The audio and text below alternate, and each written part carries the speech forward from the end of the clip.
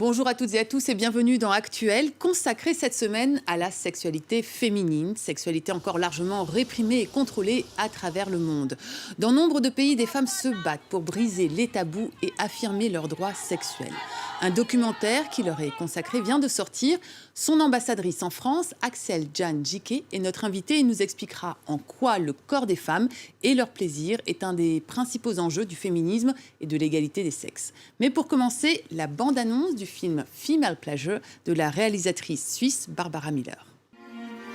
We live in an environment where women are constantly judged. 女性は男性のイメージ通りでなければ嫌われます。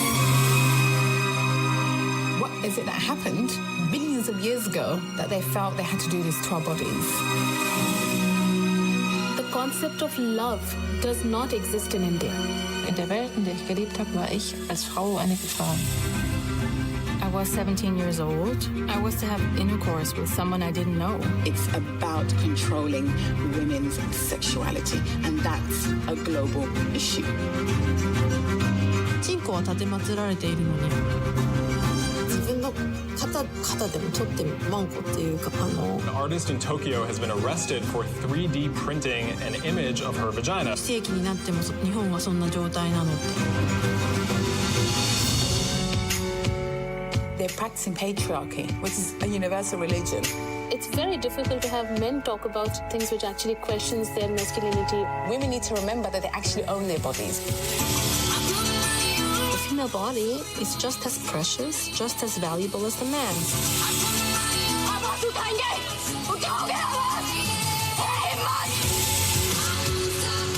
We cannot isolate the role of men and the role of women.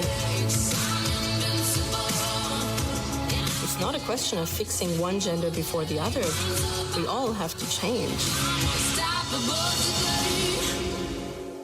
Voilà donc Female Pleasure, plaisir féminin, un film sur le combat de 5 femmes venant de 5 pays différents, les États-Unis, l'Inde, la Somalie, le Japon ou encore l'Allemagne, et qui toutes militent pour que les femmes puissent disposer de leur corps.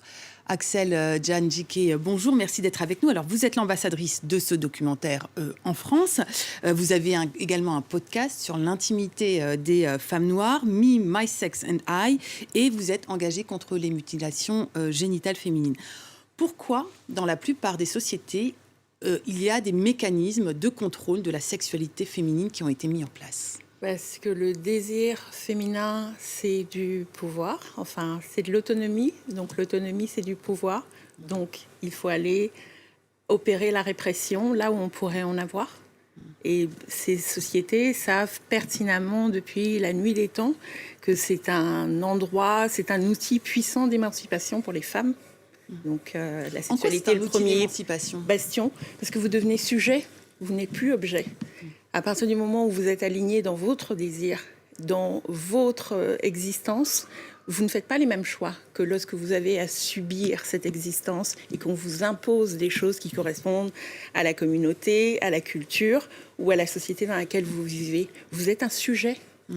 Alors, dans nombre de sociétés, quand même, et de pays en développement, par exemple, on dit cette notion de droit sexuel, c'est une notion occidentale, et en fait, la promouvoir, c'est finalement du néocolonialisme. Qu'est-ce que vous avez à répondre à cela ? J'ai envie de partager avec les personnes qui tiennent ce discours le récit de vie de ma propre mère, qui s'est retrouvée mariée donc à 12 ans, qui est devenue mère à 13, et puis à nouveau à 16 ans. Et moi, la jeune femme que vous voyez devant vous, je suis la première de toute cette lignée maternelle à savoir lire et écrire. Je suis un auteur et je suis à l'initiative donc, de ce podcast dont vous parlez sur l'intimité des femmes noires.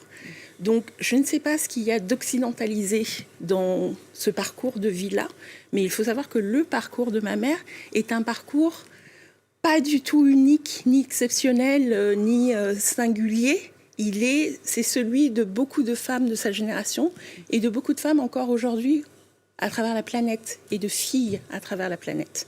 Donc, vouloir posséder sa vie en qualité de sujet, je ne pense pas que ce soit une notion occidentale ni blanche. Parce que c'est le terme, hein, parce que moi, ce que j'entends en tant qu'activiste, c'est quand même, en l'occurrence, les questions de mutilation sexuelle génitale, que c'est quand même une question, c'est une histoire de truc de blanc.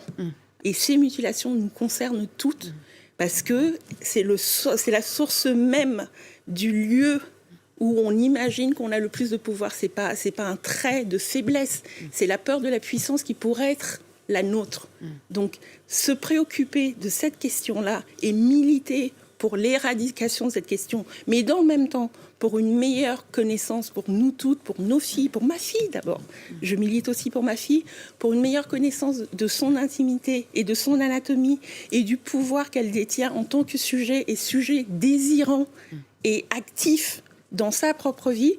C'est militer pour toutes. Alors, la réalisatrice Barbara Miller expliquait dans une interview que dans nos sociétés modernes, et en Occident aussi, nos sexualités, on nous dit aux filles que les sexualités ne sont pas importantes et le but ultime des filles, c'est de plaire aux hommes, que nous n'avons pas le droit au plaisir. Est-ce que vous partagez cette opinion ? Dans toutes les cultures à travers le monde, les femmes ne sont pas sujets de leur sexualité. La sexualité ne nous appartient pas. C'est quelque chose qui irait de soi pour les hommes. Et c'est c'est un champ qu'on a laissé aux hommes depuis très très longtemps. Mais en aucun cas, c'est un mode d'expression et un mode de vie pour nous. Et il faut voir simplement ce qui se passe quand on prétend à devenir dépositaire de cette question et à être celle qui délimite en tout cas les marges du désir. Ça se passe très très mal et c'est ce qu'on voit dans le documentaire avec notamment le profil de la japonaise, de l'artiste japonaise. Et alors, un organe est devenu le symbole de cette réappropriation de la sexualité par les femmes, c'est le clitoris. Pourquoi, comment ? Élément de réponse, regardez. Les femmes sont chanceuses. Elles possèdent le seul organe du corps humain qui sert uniquement au plaisir. Le clitoris. Chanceuses, les femmes, mais pas forcément très informées. Selon un rapport de 2016, un quart des Françaises de moins de 15 ans ignorent qu'elles possèdent un clitoris et 83% ne savent pas qu'il s'agit de l'organe du plaisir sexuel du corps féminin. Et pour celles et ceux qui connaissent l'existence et la fonction du clitoris, ils ont bien du mal à le reconnaître. Une racine ou quelque chose comme ça ? Un poivron vert. Un ustensile de cuisine ou un truc pour masser, je sais pas. Qu'est-ce que ça évoque pour moi ? Non, je suis pas... Non. Le sexe de la femme, non ? C'est un clitoris, non ? Si ce n'est pas un alien, le clitoris reste un organe méconnu. Méprisé, craint, associé à l'hystérie, le plaisir féminin a longtemps été négligé. La première échographie du clitoris remonte à 2008. Résultat, que ce soit à l'école ou dans la médecine, l'organe du plaisir féminin reste tabou. Alors pour pallier le manque d'informations sur la question, de plus en plus de femmes publient des clitoris sur Internet. À travers des comptes Instagram, des web-séries et des vidéos, elles veulent libérer la parole autour du sexe féminin. C'est quoi le problème avec le sexe des femmes ? À l'origine du collectif Gang du Clito, Julia Pietri a écrit un guide sur la masturbation féminine. De partager, démocratiser l'anatomie du clitoris. On ne nous a jamais appris qu'on avait un clitoris, ce qui est dingue, vu que c'est grâce au clitoris que l'on peut jouir, que le clitoris mesure à peu près 8 à 12 cm, que le clitoris possède 8000 terminaisons nerveuses en comparaison à un sexe masculin 5000. Et le plus dingue dans tout ça, c'est que l'excision existe depuis l'époque des pharaons, donc c'est bien la preuve que le clitoris, on le connaît, et donc c'est hyper dingue qu'en 2019, on n'ait pas plus d'infos. Sur Internet, une pétition circule pour que le clitoris soit étudié à l'école. Alors, vous-même, vous militez pour que le clitoris en 3D apparaisse dans les manuels scolaires. Pourquoi est-ce que c'est tellement important ? Parce que, comme le montre votre sujet, la méconnaissance de notre propre anatomie, je pense, c'est une des premières fondations de la raison pour laquelle on peut se retrouver asservi. Et je pense qu'il est important pour les filles et les femmes d'être totalement au fait de leur anatomie. C'est quand même très très fou en 2019 qu'il soit problématique de réclamer une mesure de cet ordre-là. Et j'ai souvenir d'avoir entendu lors d'un micro-trottoir une dame dire que le clitoris était trop précis comme connaissance à distiller aux jeunes filles et aux jeunes hommes, évidemment. C'est justement parce que c'est très, très précis qu'il faudrait qu'on le sache Et c'est quand même le seul organe humain qui est destiné à notre plaisir. Donc, et au plaisir uniquement. Et au plaisir uniquement. Donc ça veut dire qu'on n'est peut-être pas fait que pour la reproduction. Alors aujourd'hui, nombre d'hommes se sentent quand même menacés par cette démarche, cette réappropriation de la sexualité féminine, cet affichage, même cette affirmation de la sexualité féminine. Qu'est-ce que vous avez à leur dire ? J'ai envie de leur dire que de notre émancipation à nous et de cette réappropriation de la sexualité viendra leur libération à eux.